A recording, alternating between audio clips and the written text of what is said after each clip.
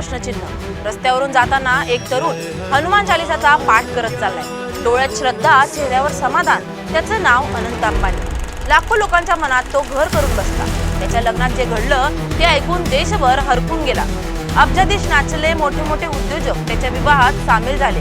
देशाला वाटलं की हाच खरा अभिमानाचा क्षण। आणि मग त्याने उभं केलं वंतारा। 3000 एकरातलं जगातलं सर्वात मोठं प्राणी पुनर्वसन केंद्र। त्याचं वर्णन ऐकलं की डोळ्यांसमोर येतो एक स्वप्नवत प्रकल्प। जंगलासारखी जागा, प्राण्यांची काळजी, आधुनिक सोयी आणि पंतप्रधान मोदी सुद्धा या ठिकाणी वनसफारीसाठी आले। सगळं बघताना वाटतं, अरे वा, खरंच काहीतरी मोठं आणि चांगलंच घडतंय देशात। पण खरंच हे सगळं दिसतं तसंच आहे का? काही दिवसांपूर्वी महाराष्ट्रातल्या नांदिनी नावाच्या छोट्याशा गावात हलकल्लोळ माजला। गावकऱ्यांची लाडकी माधुरी, एक हत्तीण जी त्यांनी लहानपणापासून आपल्या मुलीसारखी वाढवली, प्रेमाने जपली, ती अचानक गावातून नाहीशी झाली। पुढं कळलं, माधुरीला गुजरातमधील वंतारामध्ये नेण्यात आलं। गावभर अश्रू, वेदना आणि एकच प्रश्न, ज्यांनी तिच्यावर प्रेम केलं त्या गावकऱ्यांना एकदाही विचारलं नाही का? आणि मग सुरू झाली एक लाट, ब्रिंग बॅक माधुरी। सोशल मीडियावर लोकांनी आवाज उठवला, व्हिडिओ बनवले, गावकऱ्यांचे अश्रू जगासमोर आले। हजारो डोळ्यात फक्त एकच भावना, कसलीही निष्ठुरता।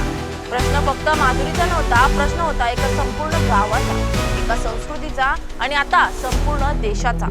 लोक विचारत होते, जैन समाज जर अहिंसावादी आहे तर एका निरपराध हत्तीनीवर असा अन्याय कसा झाला? जैन समाज मुंगी आणि त्यापेक्षा जीवाची काळजी घेतात, मग हत्तीनीला त्रास होणे शक्यच नाही।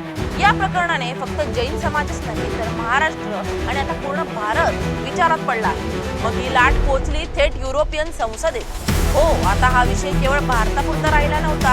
हिमाल, साऊथ एशियन आणि सुडोई झैतूम या आंतरराष्ट्रीय संस्थांनी संशय व्यक्त केला। वंतारामध्ये जे प्राणी आणले गेले त्यांचं मूळ कायद्यानुसार आहे का? ते म्हणाले, हे अवैध वन्य प्राणी व्यापाराचं जाळं असू शकतं। युरोपियन संसदेत थेट विचारलं, भारताच्या वंतारा प्रकल्पात संरक्षणाधीन प्राण्यांची बेकायदेशीर आयात झाली आहे का? दक्षिण आफ्रिकेतील प्राणी संवर्धन संघटनांनी प्रश्न विचारले, या प्राण्यांची देवाणघेवाण ही खरंच रेस्क्यू होती का कमर्शियल डील? आणखी एक मोठा मुद्दा समोर आला, गुजरात सारख्या उष्ण हवामानात काही विदेशी प्राणी मानसिक व शारीरिक त्रासात असतात। त्यांचं मूळ पर्यावरण वेगळं असतं, अशा ठिकाणी त्यांचं स्थानांतरण नैतिक आहे का? पण सगळ्यात गंभीर गोष्ट, पारदर्शकतेचा पूर्ण अभाव। कोणते प्राणी कुठून आले, कायद्यानुसार की नाही, कोणीही स्वायत्त तपास करत नाही। सर्व काही खासगी, सर्व काही बंद दरवाजा आड। ज्यांनी प्रश्न विचारले त्यांच्या विरोधात कोर्टात खटले दाखल झाले। हिमाल, साऊथ एशियनवर केलेली अवमान याचिका दिल्ली उच्च न्यायालयाने फेटाळली। मीडियावर दबाव, बातम्या दाबण्याचा प्रयत्न, पण सोशल मीडिया विकत घेता येत नाही। सतत पेटली ही चळवळ। आज जे लोक विचारत होते, अनंत अंबानी खरंच प्राण्यांच्या हितासाठी झटतोय का, तेच आता विचारताय की हे सर्व आहे कार्बन क्रेडिटसाठी एक जबरदस्त राजकारण। एका हत्तीनीच्या कहाणीने आज हजारो लोकांना जागं केलंय, कारण ही गोष्ट केवळ माधुरीपुरती मर्यादित नाही, ही आहे न्याय, नैतिकता आणि निसर्गावरच्या आपुलकीची चाचणी।